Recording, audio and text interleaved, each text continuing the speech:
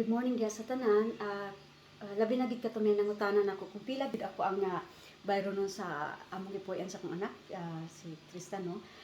Sa apartment lang sa tingod lang akong bayro nun sa apartment is 45,000 pesos.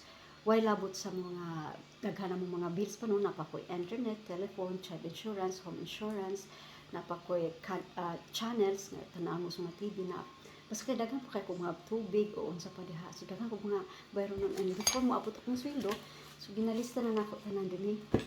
So kay balo nako kung unsay buhaton nako sa akong sweldo no. Mamahaw day ta.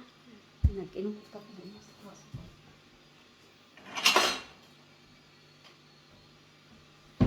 So mao to no, nagpasalamat gani ko sa Ginoo nga bisan wala ko'y bana pero nakaya gyapon nako ang pagbayad sa mga bills diri. So dili ko makinahanglan og bana siguro sa akong kinabuhi.